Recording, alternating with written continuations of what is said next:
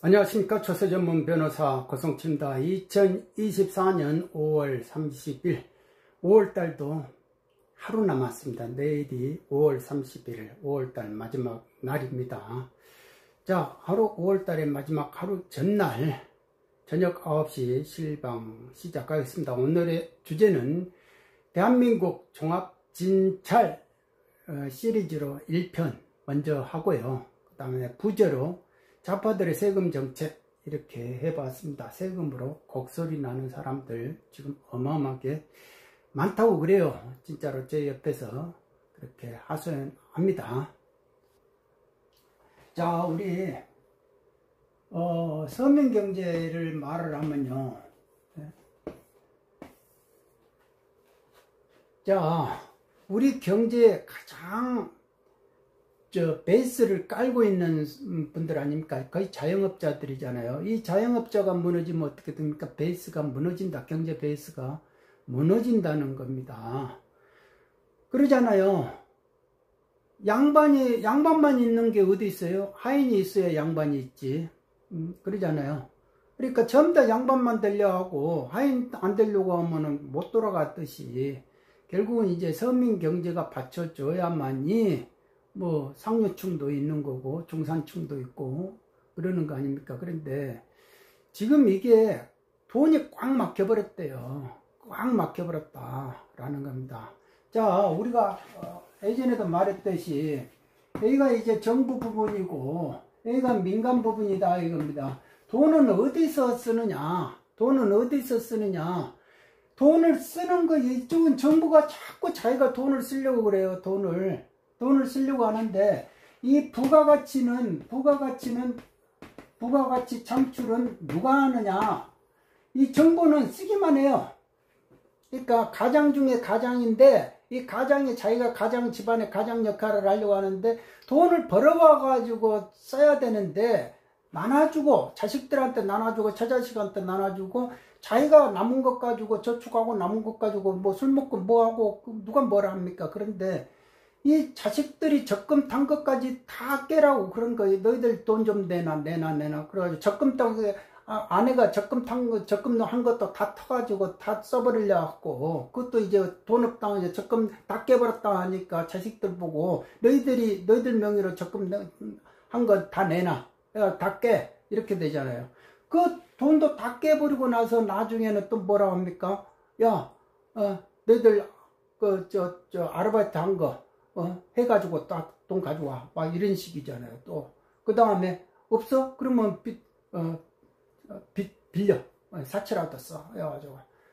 막 써버리려고 하잖아요. 그러니까 무책임한 가장의 노릇을 자꾸 이 정부가 하려는 그 본능이 있어요. 그러니까 정부한테 돈 쓰게끔 놔둬버리면은 이 돈만 쓰고 끝나버린다. 이거 부가가치 창출이 승수효과가 있어야 되는데, 승수효과가 없어요. 이거, 정부는. 그러니까, 세금 걷다가 이 사람들이 돈을 걷는, 민간으로부터 이렇게 걷는 게 전부 다 세금 아니에요. 세금. 네?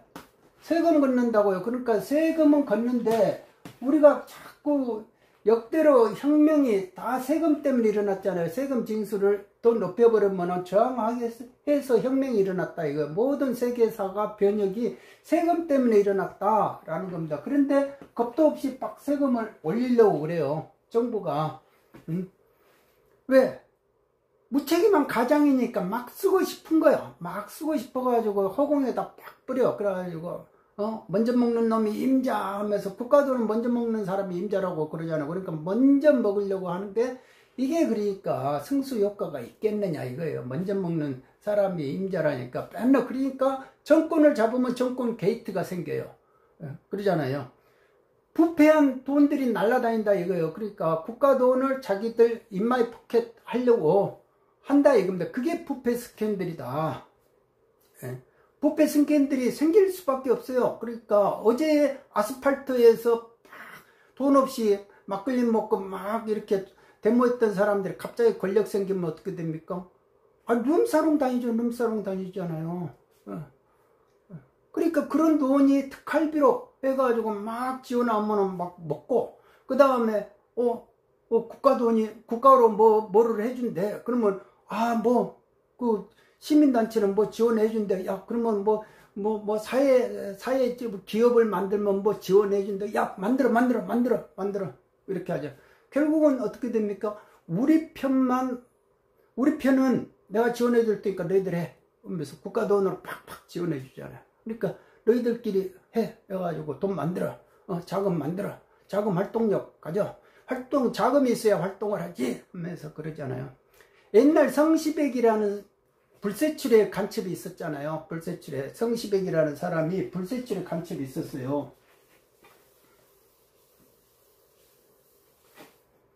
이 성시백이라는 사람을 잘 알아야 됩니다. 이 사람이 중국 공산당에서 활동을 하는 간첩이에요. 근데 이 사람이 이 주은내, 모택동 그 다음에 이인자가 주은내잖아요. 주은내로부터 어마어마한 신뢰를 받은 사람이다 이겁니다. 그런데 이 중국 공산당뿐만 아니고 국민당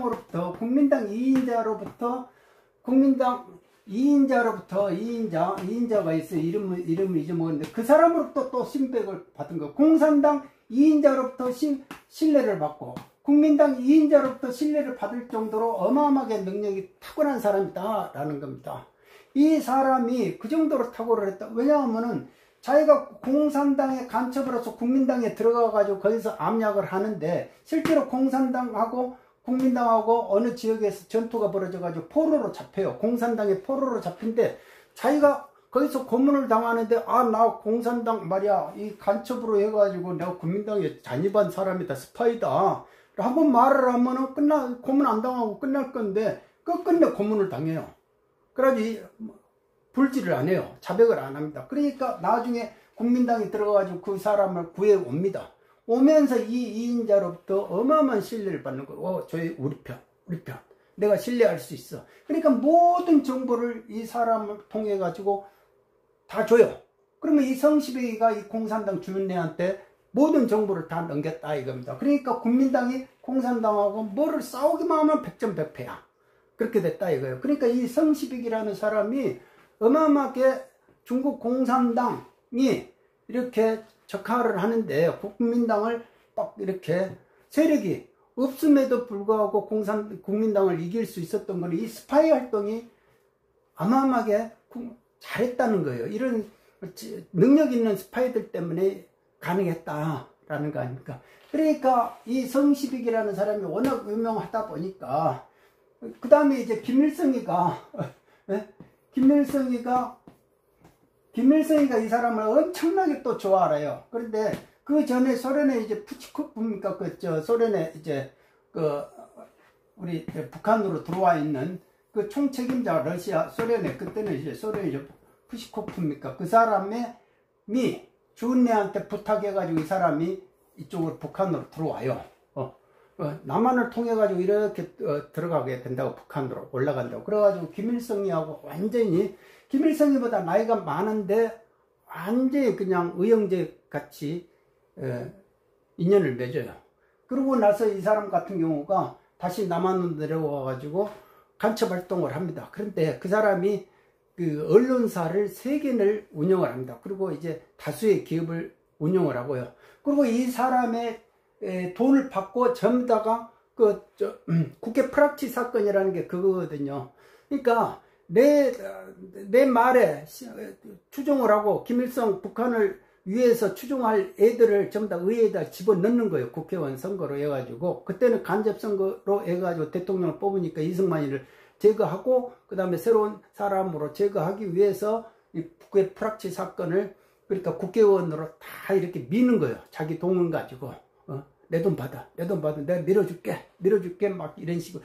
그 돈의 소스가 북한에서 화폐 개혁을 해가지고 북한의 이민폐가 필요 없는 거를 그 돈을 전부 다 밑으로 남한으로 가져와가지고 그 돈을 뿌려버렸다는 거 아닙니까? 그러니까 그 돈을 받은 사람들만 추적을 해가지고 할아버지 때부터 쫙 내려오면은 그 라인이 그려진다. 라고 합니다. 그거를 그렇게 주장했던 장군이 있어요. 대장 장군이 있는데, 40년생이신데, 끝끝내 뜻을 이룩하지 못한 거죠. 무슨 말을 하면은, 난 몰라. 이렇게 돼버린 거예요. 그러니까, 이 정권 곳곳에가 뭐를 이렇게 딱 채야 될 급소 부분이 있는데 그 급소를 딱 제시를 하면 모른 척 해버리는 거, 모른 척. 그러니까 그 모른 척 하는 시절이 지금 한 40 몇 년 돼버리니까 거의 50년 막 이렇게 돼버리니까 무너질 수밖에 없죠. 우파라는 게 존재할 수가 없잖아요. 네.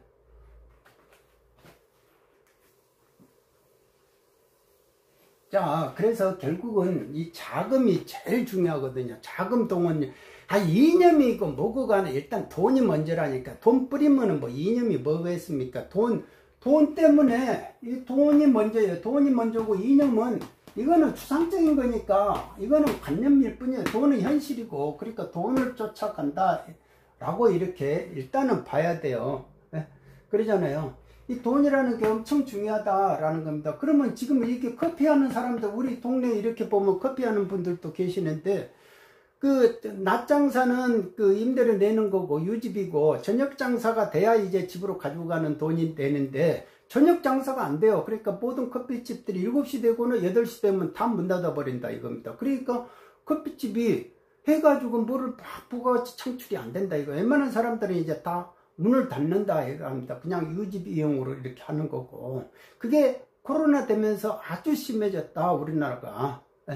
그 이전만 해도 저 예전에 그 공직 생활만 해도 막 그 부산 같은 데 가면은 와 여기는 바람난 도시인가. 와 새벽 3시 4시에도 그렇게 불야성이고 술집 가서 술 먹을 수 있고 막 그랬거든요.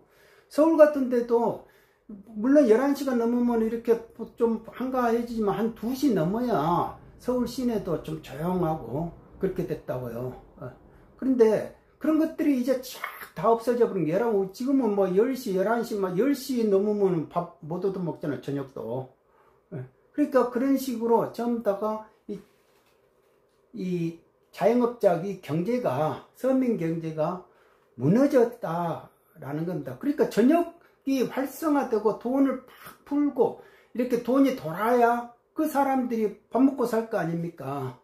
저 국세청이 있을 때 그때 이제 노무현 정권 때 그거를 했어요.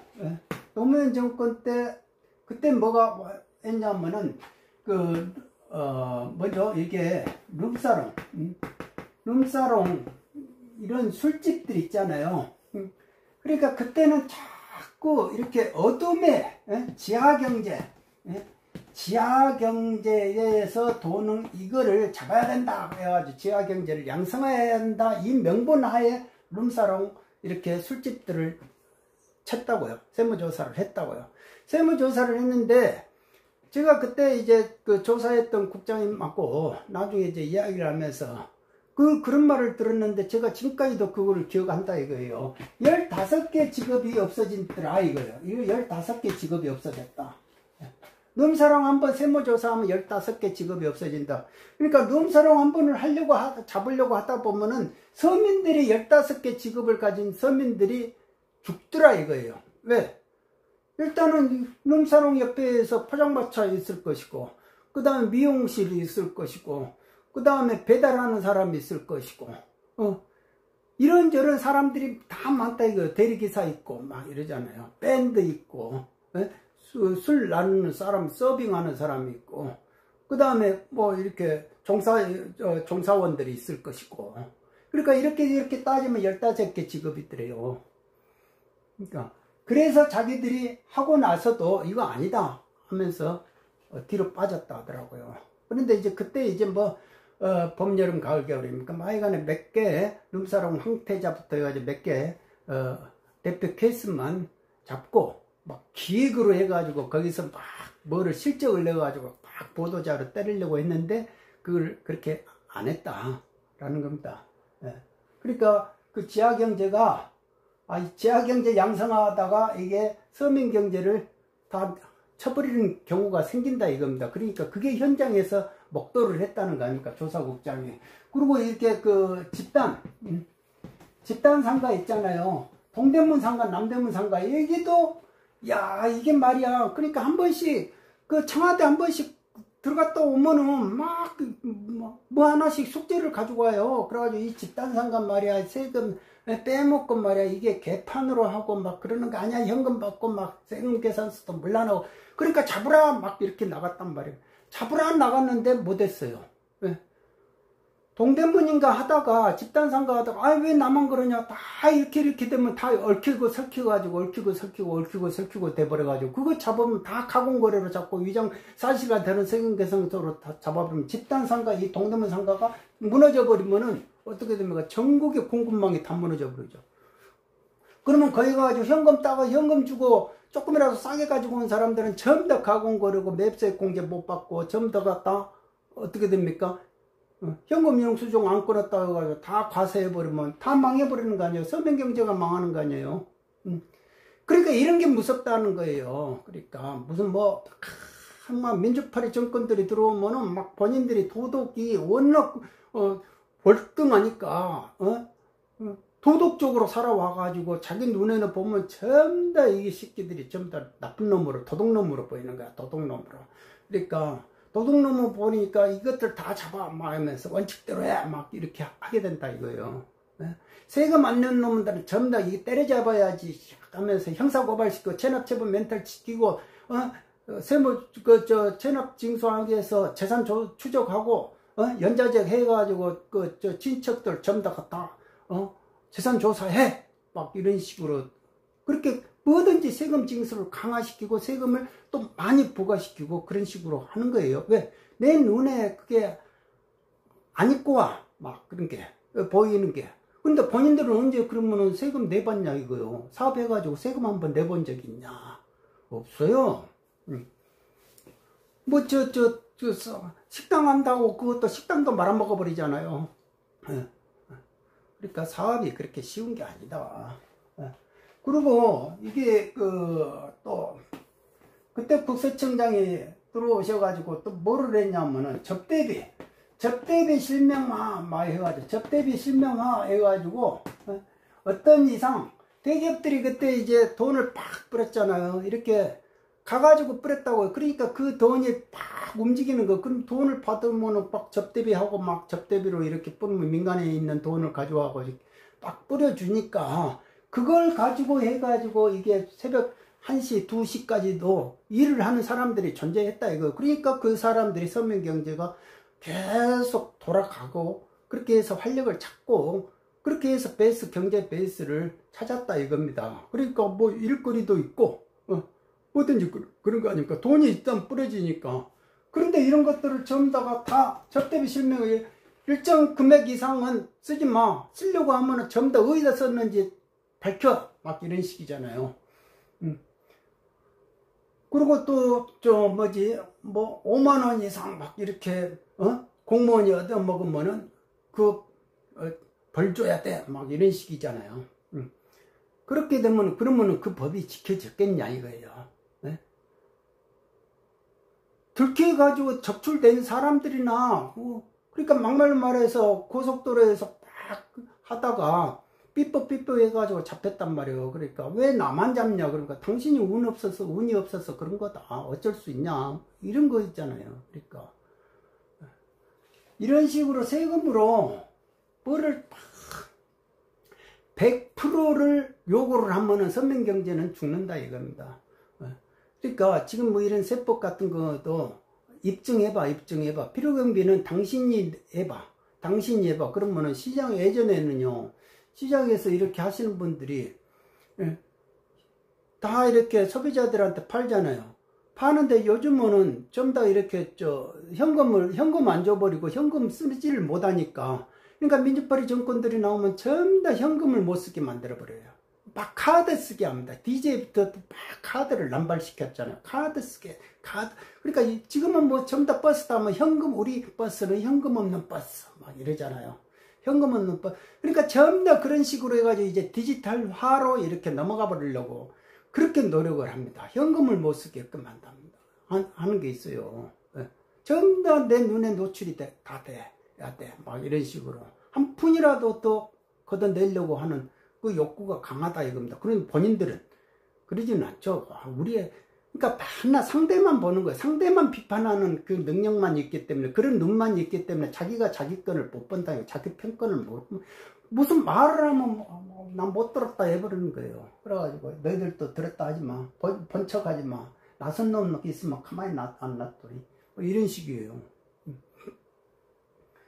그러니까 접대비를 이런 식으로 해버리니까 민간에서 기업체에서 돈을 못 푸는 거예요. 그러니까 결국은 어떻게 됩니까? 음식점이라든지 이런 것들이 다 영업시간이 앞당가 뜨니까 어떻게 됩니까? 지금은 이제 전부 다 또 아르바이트가 힘들어요. 그러니까 어이 그 무인 자판기로 하면 되잖아, 뭐 이런 식이잖아요.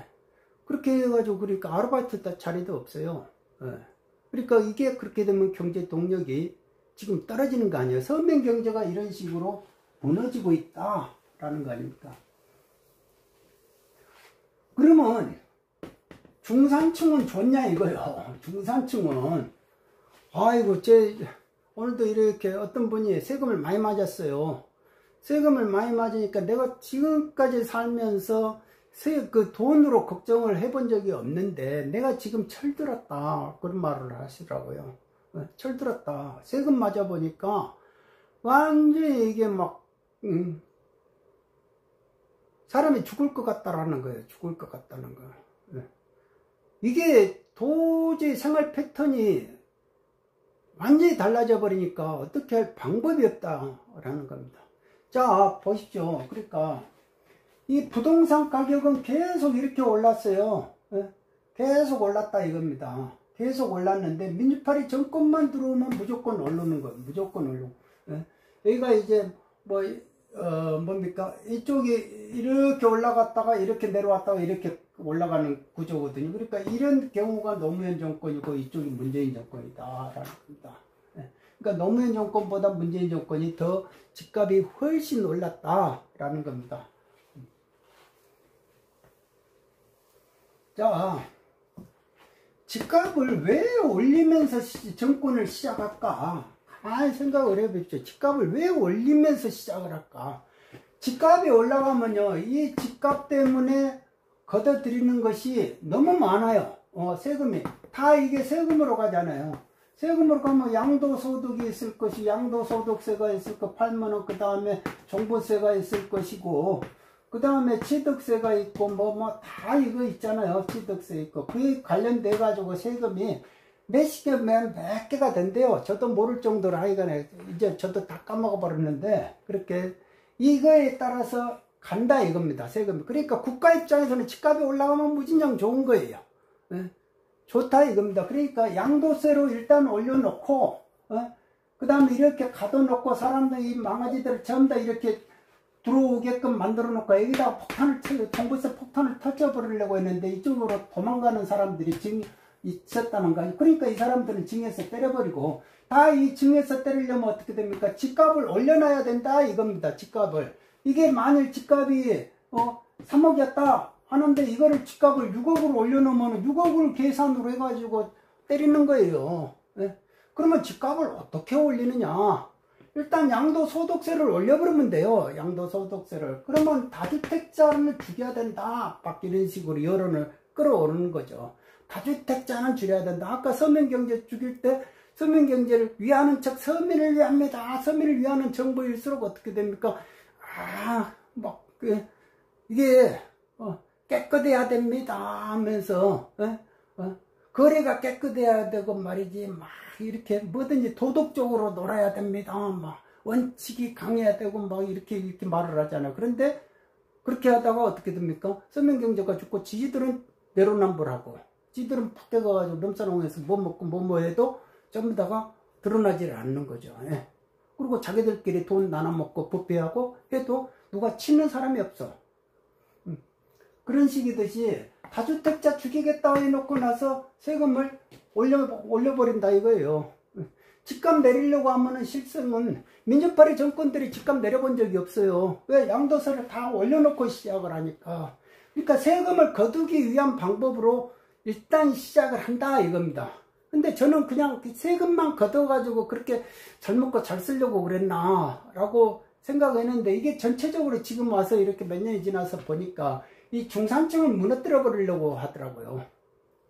그러니까 이 중산층을 무너뜨리는 방법들이다 라는 겁니다. 중산층이 돈이 있으면 돈 있는 사람들이 자파가 잘 안 돼요. 물론 이제 강남 자파들이 있지만 그거는 따로 말씀드리기로 하고, 그러니까 돈이 있으면 아쉬운 게 없어. 그러니까 그래서 어찐다고 이렇게 해버리면 말 잘 안 듣잖아요. 서민들은 막 뿌려주면은 아유 고마워 고마워 하면서 표라도 주는데 중산층은 잘 안 준단 말입니다. 그러니까 강남 이렇게 상부는 표가 안 나오잖아요, 민주당한테. 그러니까 어떻게 됩니까? 그러니까 두고 보자 하면서 양도세 올려가지고 집값 올리는데, 이 집값 올리는 과정에서 양도세는 세율을 올려버려요. 그냥 세율을 올려버리면 되고, 이건 내 마음대로 올리면 되는 거예요. 3주택자는 82.5 막 이렇게 해버리면 되는 거잖아요. 올렸다는데 그 누가 저항해? 저항할 놈이 있으면 나와봐봐. 막 이렇게 없어. 그러니까 82.5 막 이렇게 해버려. 그러니까 양도를 못하는 거예요. 그 양도를 못하면 어떻게 됩니까? 수요가 아니 공급이 줄어들어 버리잖아. 그러니까 집값이 더 올라가. 여기다가 이제 또 세기를 때리는 게 유사매매 사례, 유사매매 사례를 막 해가지고 시가를 올려버린다 이겁니다. 시가가 기준 시가가 올리는 게 아니고 시가를 올리는 거예요. 그러면 옆집에서 내가 파는 걸 내가 어떻게 하냐? 너는 몰라도 돼. 내가 알고 있으니까 너는 몰라도 돼. 너희 집 시세? 너희 집 보니까 가만있어 봐라. 신고한 거 보니까 너희 집은 10억이다. 무슨 소리 하고 있습니까? 이거 5억밖에 안 되는 건데 무슨 10억이요? 아이 옆집에서 10억이 팔았구만. 아이 그 집하고 우리 집하고 뭐가 같아요? 그 집은 인테리어도 있고 남장이 있고 우리는 저 그늘집에 있고 그래. 그런 거 몰라. 그냥 아파트는 다 동일하지. 무슨 소리 하고 있어. 그러니까 아파트를 그렇게 잡으려고 했단 말입니다. 아파트를 잡으려고 했고, 그래가지고 아파트를 잡아가지고 유사매매를 이렇게 해버리니까 시가가 올라오고, 그래가지고 예전에는요, 검사장, 그 후배가 자기 검사장 된다고 그러면 재산 등록해야 되는데, 이 아파트, 자기 집 아파트를, 장인한테 증여받았다 이거예요. 그런데 이거를 지금 어떻게 재산을 얼마로 해가지고 신고를 해야 되는지, 그건 물어보러 갔다니까, 제가 국세청에 있을 때. 그래가지고 형님, 그거 한 번만 좀, 알아봐 주십시오. 그런데, 그걸 어떻게 알아요? 우리들도. 세무서에다가 물어봐야 된다는 거예요. 세무서에다가. 너희 이쪽에, 서초 3동에서, 이쪽 아파트, A 아파트가 있다. 이 A 아파트에서 신고가 들어온 거, 얼마 있냐. 야, 좀 가르쳐 주라. 6억, 그러면은 6억, 7억, 8억 이렇게 들어왔다 이거예요. 6억, 7억, 8억. 그러면은 6억으로 이렇게 쓰고 싶지 8억으로 쓰고 싶겠냐 이거예요. 그러니까 그 중에 얘는 이제 재산 등록하면서 검사장 거기서 문제 생기면 안 되니까 그냥 6억, 7억, 8억이면 거기 평균가로 자기가 쓰고 싶으니까 좀 그거 좀 알아봐 주십시오. 뭐. 그래가지고 그때는 그거 알아보는 게 힘이었다니까요. 로비였고.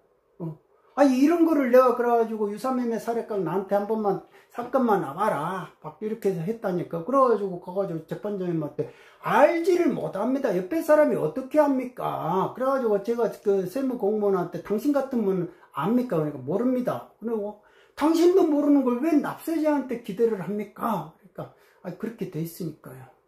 근데 그 재판장들이 그런 거를 딱 알아먹고 타다닥 정리해 줘야 되는데 국가가 하는 일에, 그러니까 거의 다 국가가 하는 일에 막 이런 식으로 사회주의화가 돼 있다 이겁니다. 그거는 자유 개념으로 보면요, 그거는 있을 수 없는 일이잖아요. 내가 옆집에 파는 거를 가지고 그걸 가지고 시가로 해가지고 내가 신고를 해야 돼. 알지도 못하는 신고가를. 그게 용납이 되냐 이겁니다. 근데 그게 용납이 된다니까. 우리나라 사법부는 용납이 된대요. 그리고 이런 거를 직원을 통해 가지고 이게 직원의 아이디어 차원에서 올라온 거예요. 회의할 때. 나는 그래가지고 그거 이상하다가 그거 있을 수 없다 했는데 거기는 그 과장국장들은 오케이 한 거예요. 그래가지고 그 결제가 돼버렸다니까. 그러면서 결제해준 그 고위 간부가 저보고 고과장 이거 위원 아니야? 위원입니다. 그랬잖아요. 그런데 위원이 될 줄 알았어요. 정작 국세청 고위 간부들은 그게 위원이 될 줄 알았는데 위원은 뭐냐, 사법부에 전부 다 그때 사건이 다 올라갔거든요.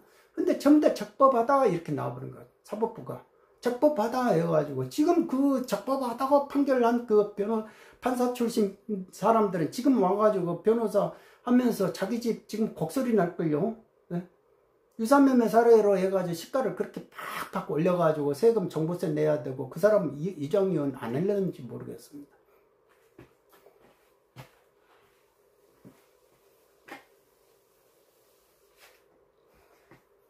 그러니까 일부 부류는 집값이 이렇게 올라가니까 너무 좋아. 막 웃는 사람이 있었어. 어떤 사람은 그래도 울상이야. 예? 울상이고 어떤 사람은 웃는 부류가 있었다 이거. 이 정보를 안 사람들은 좋았지. 그러니까 막 집값 올라갈 때 얼른 이쪽에서 또 팔고 매매 팔고 탈출을 했단 말이에요. 이것도 정보가 있는 사람들이나 하는 것이지 아무나 못하는 거. 그리고 이 사람들 이렇게 탈출 못하게 민특법 등록을 해라. 예? 민특법 등록을 하면은 우리가 세금 혜택 주겠다가 이제 묶어놔 또. 묶어놓는데 사람들이 거기다가 이제 또 자기가 스스로 들어가서 묶어놓는데 의무만 많지 권리가 별로 없어. 내가 이게 계약을 내 마음대로 할 수 있는 계약의 자유가 없어. 그러니까 이게 지금 우리나라의 세금 정책이고 우리나라의 경제다 이거예요. 부동산 경제다 이겁니다. 그러니까 여기서 이제 도저히 떨어지는 이 집값에 의해서 내가 예전에는 나는 진짜 서민이다 생각했는데 집값이 갑자기 이렇게 아버지 혼자 이렇게 왕십리에서 상왕십리에서 이렇게 살아가지고 아파트 하나 만들어가지고 그게 했는데 아파트가 그게 이제 7억이 된 거예요. 8억이 된 거예요. 8억. 7억인가 8억인가 된 거예요. 그러니까 5억 공제하고 나서 나머지 3억 부분에 대해서 세금을 상속세 내시오 이렇게 하니까 자기는 한 번도 자기가 상속세 내리라고 생각을 해본 적이 없대요. 그런데 이제서야 좀 이렇게 사실혼의 배우자하고 조금 알콩달콩 살려고 철들어가지고 하려고 하는데 내라 하니까 도저히 못 내. 돈이 없어. 그러니까 이 집을 팔고 자기는 오피스텔로 들어갔다 이겁니다. 그러니까 자기가 이게 상속세 낸다는 생각을 해본 적이 없다. 결국은 어떻게 됩니까? 상속세를 낼 생각이 없고 내서도 안 될 사람들이 상속세를 내는 거예요. 그런 식으로 서민을 잡는다 이겁니다. 집값 올려가지고 좀 더가 그래가지고 이쪽 종부세 이렇게 내면은 종부세 도저히 공무원 퇴직금 연금 하나 받고 이렇게 시작하고 간신히 뭐 하나 이렇게 조그만 주택 하나 더 해가지고 임대료 100만원 받아가지고 하면은 2주택, 4주택자니까 더 때려버리고 종부세 때려버리고 이렇게 되면은 누가 그거를 감당하냐 이거. 그러니까 사람들이 어떻게 됩니까? 이혼이라도 해야 된다. 그래서 이혼한 거 아니에요. 그러니까 가정을 해체를 시켜 막. 아니 국민을 위한다면서 서민을 위한다면서요. 국민을 위해 가지고 우리 한번은 국민을 위해서 막 이렇게 위한다는 사람이 그렇게 위해 준다고 하면서 뒤통수 때리고 앞통수 때리고 그랬다라는 건 이거는 알면서 그렇게 했다 이거예요. 그러니까 음흉하고 흉측하다 이겁니다.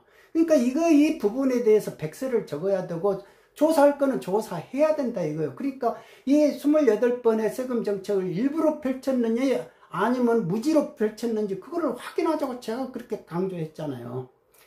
우리나라 역사에서 이 부분을 그대로 덮어놓고 가면은 이제 우리나라는 더 이상의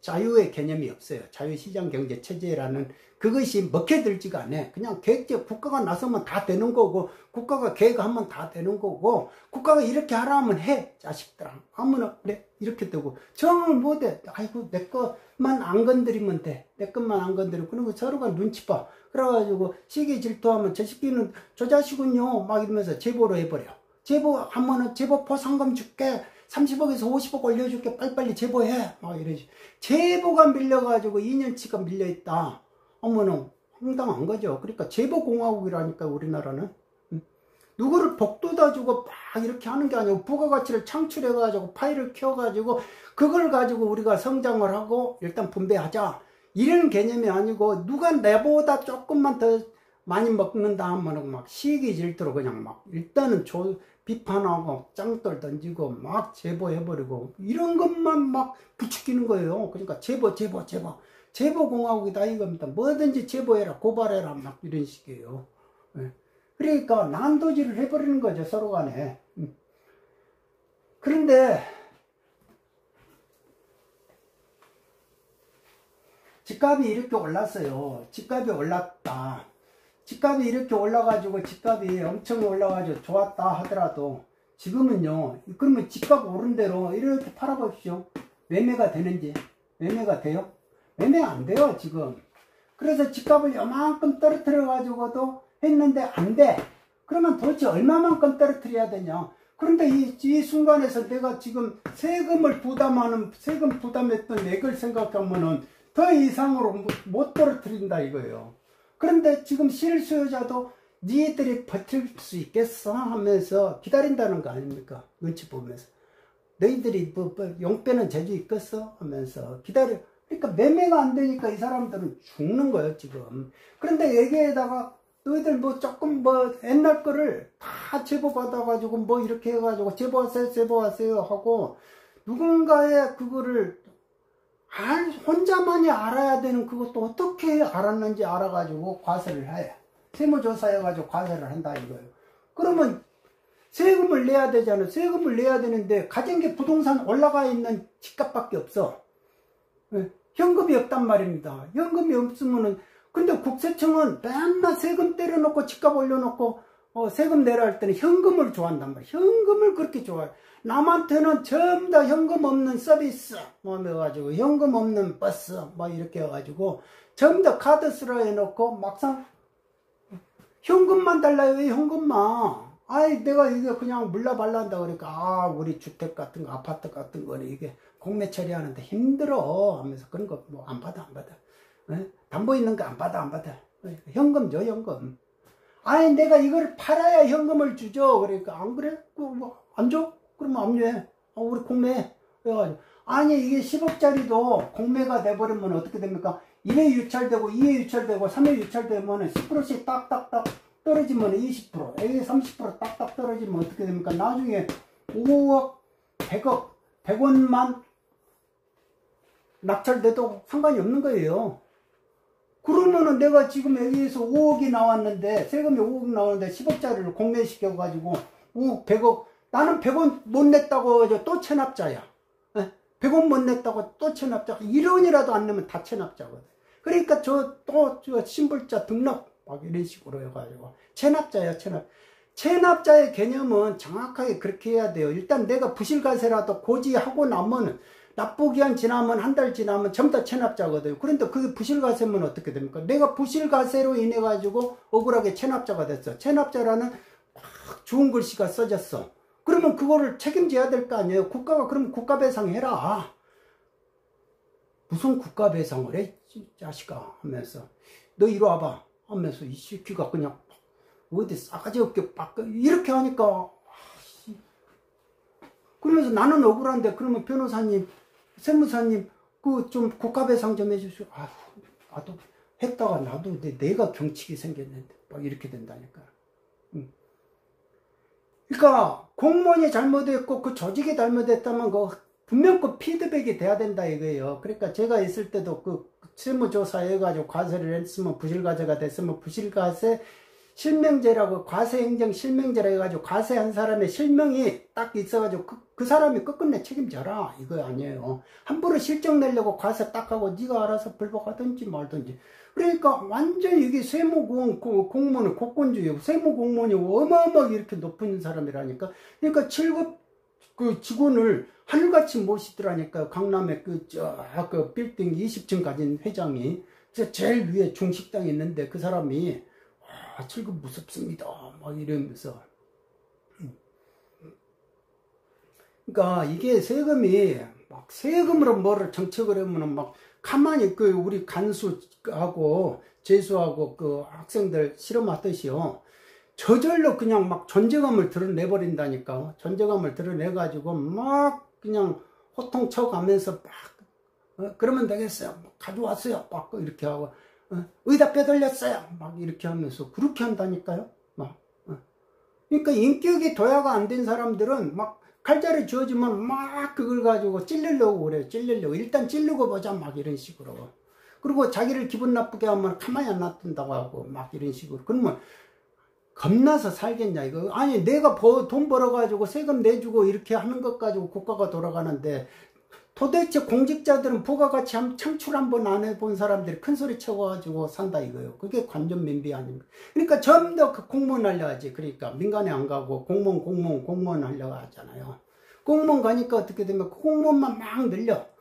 늘리니까 공무원 늘려주니까 좋으니까 나한테 펴줘. 막 이런 식으로 하고 그런데 그 사람들이 전부 다 규제 덩어리잖아. 한 사람 한 사람마다 다 규제 덩어리다 라고 하는 거 아닙니까? 그러니까 이 집값이 이렇게 올라갔는데 이걸 가지고 이 집값 올라간 것밖에 없다 이거예요. 그러니까 허울전 천정에다가 매달아 놓은 굴비밖에 안 된다 라는 거 아닙니까?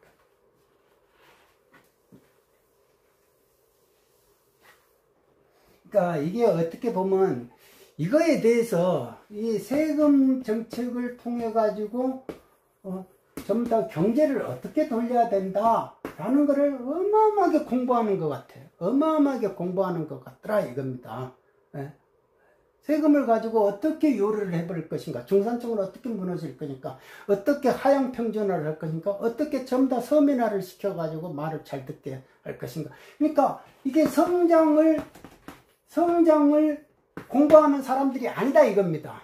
네? 성장을 해가지고 이거 이만큼 있던 걸 이렇게 해가지고 나눠 먹어야 되는데, 이거를 줄이는 한이 있더라도, 이거를 이렇게 쪼그라지는 한이 있더라도, 이거 분배만 생각해, 분배. 내가 분배하자, 우리 공평하게 나눠야 되지 않느냐, 막 그러면 그거에 또 그냥 막 개딸들은 막, 우와, 이렇게 하잖아요. 예?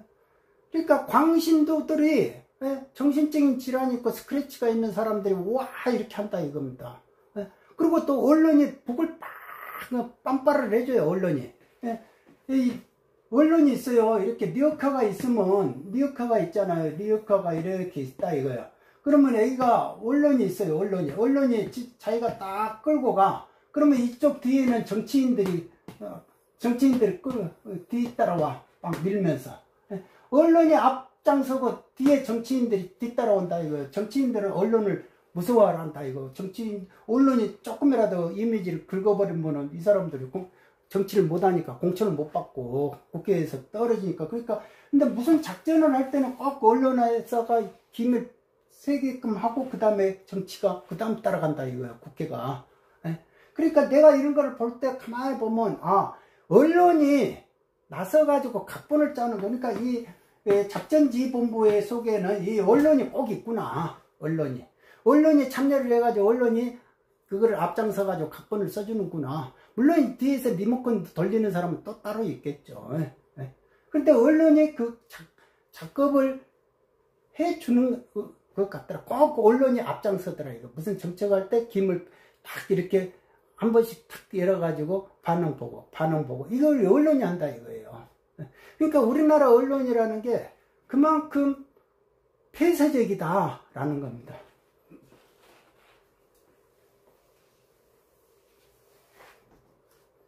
자, 여기가 앞마당이 있어요. 여기가 앞마당이 있고, 여기는 앞마당이 있는데 꽃이 피고, 예? 개울도 있고, 예? 그림 같은 집도 있고, 저 푸른 초원 위에 그림 같은 집을 짓고 이런단 말이에요. 그런데 여기는 뒷마당이요. 뒷마당인데, 예? 이게 개천열라 가지고 옛날에 그 옛날에 청계천 같이 개천열 된단 말입니다. 예? 이 뒷마당에도 없는 사람들은 어떻게 됩니까? 뒤로 개구멍으로 가가지고 이제 그냥 야외 벌판에서 살아야 돼.